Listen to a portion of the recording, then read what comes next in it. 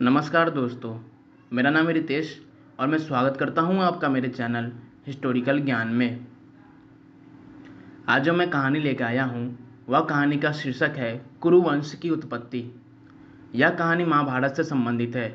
तो दोस्तों, चलिए इस कहानी को आगे लेके जाते हैं और हम अपने इतिहास के बारे में कोई अच्छी चीज़ें जानने की कोशिश करते हैं। पुराणों के अनुसार ब्रह्मा जी से अत्रि, अत्रि से चंद्रमा, चंद्रमा से बुध और बुध से इलानंदन पुरुरवा का जन्म हुआ।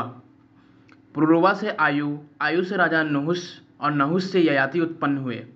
ययाति से पुरु हुए, पुरु के वंश में भरत और भरत के कुल में राजा कुरु हुए। कुरु के वंश में शांतनु का जन्म हुआ। शांतनु से गंगानंदन भीष्म उत्पन्न हुए। उनके दो छोटे भाई और थे, चित्रांगद और विचित्रवीर्य। यह शांतनु से सत्यवती के गर्भ से उत्पन्न हुए थे। शांतनु के स्वर्गलोक चले जाने पर भीष्म ने अविवाहित रहकर अपने भाई विचित्रवीर्य के राज्य का पालन किया। भीष्म महाभारत के प्रमुख पात्रों में से एक पात्र हैं। ये महाराजा शांतनु के पुत्र थे। अपने पिता के दिए गए वचन के कारण इन्होंने आजीवन ब्रह्मचार्य का व्रत लिया था। इन्हें इच्छा मृत्यु का वरदान प्राप्त था। एक बार हस्तिनापुर नरेश दुष्यंत आखेट खेलने वन में गए। जिस वन में वे शिकार के लिए गए थे उसी वन में कण्व ऋषि का आश्रम था। कण्व ऋषि के दर्शन करने के लिए महाराज दुष्यंत उनके आश्रम में पहुंच गए।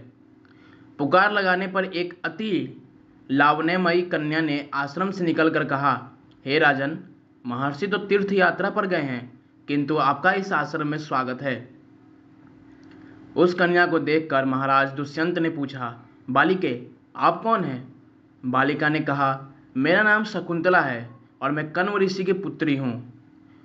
उस कन्या की बात सुनकर महाराज दुष्यंत आश्चर्यचकित होकर बोले, महर्षि तो आजन्म ब्रह्मचारी है, फिर आप उनकी पुत्री कैसे हुई? इनके इस प्रश्न के उत्तर में शकुंतला ने कहा, वास्तव में मेरे पिता माता मेनका और विश्वामित्र है। मेरी माता ने मेरे जन्म होते ही मुझे वन में छोड़ दिया था, जहाँ पर शकुंत नामक पक्षी ने मेरी रक्षा की, इसीलिए मेरा नाम शकुंतला पड़ा। उसके बाद कण्व ऋषि की दृष्टि मुझ पर पड़ी और वह मुझे अपने आश्रम में ले आए। उन्होंने ही मेरा भरण पोषण किया। जन्म देने वाला, पोषण करने वाला तथा अन्न देने वाला, ये तीनों ही पिता कहे जाते हैं। इस प्रकार कण्व ऋषि मेरे पिता हुए। शकुंतला के वचनों को सुनकर महाराज दुष्यंत ने कहा, शकुंतले, तुम क्षत्रिय कन्या हो। यदि तुम्हें किसी प्रकार की आपत्ति न हो तो मैं तुमसे विवाह करना चाहता हूँ। शकुंतला भी महाराज दुष्यंत पर मोहित हो चुकी थी, अतः उसने अपनी स्वीकृति प्रदान कर दी।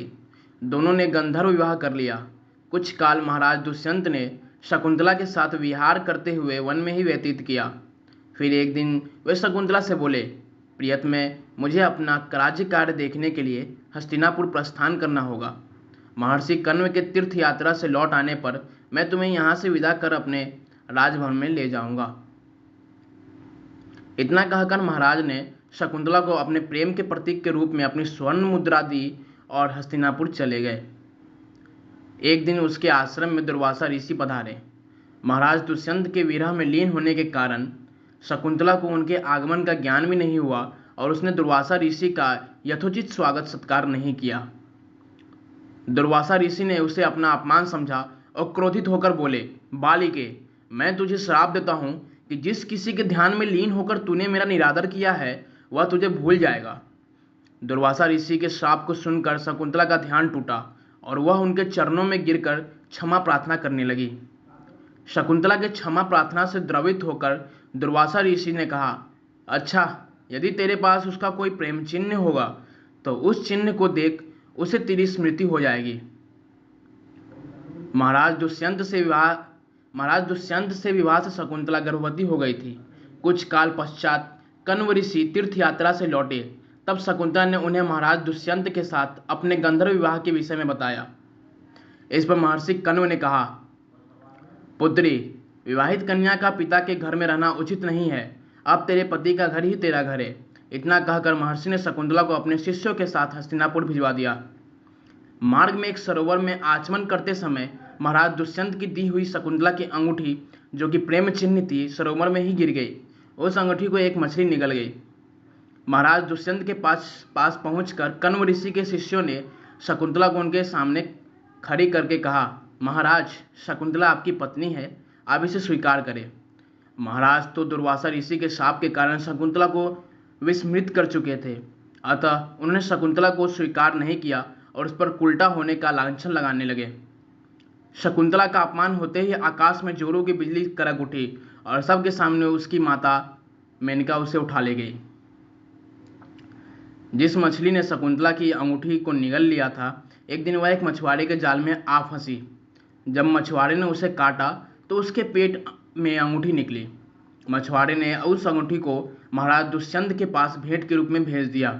अंगूठी को देखते ही महाराज को शकुंतला का स्मरण हो गया और वह अपने कृत्य पर पश्चाताप करने लगे। महाराज ने शकुंतला को बहुत ढूंढवाया किंतु उसका पता नहीं चला।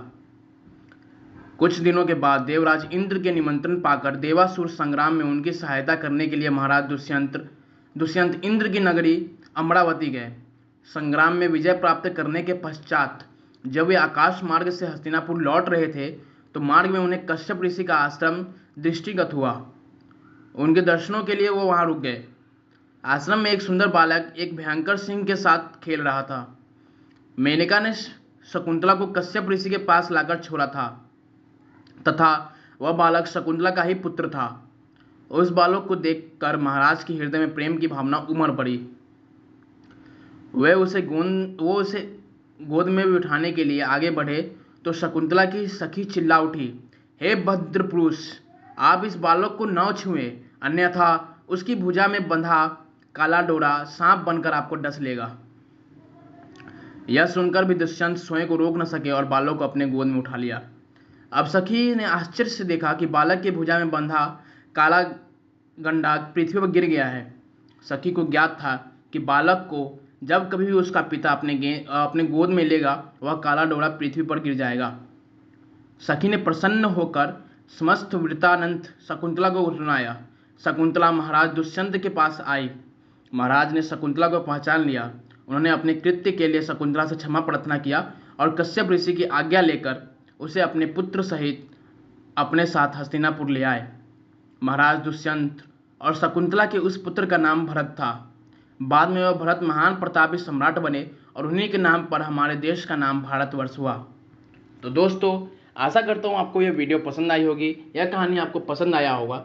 और यह एक कहानी नहीं है बल्कि हमारे इतिहास का एक हिस्सा है।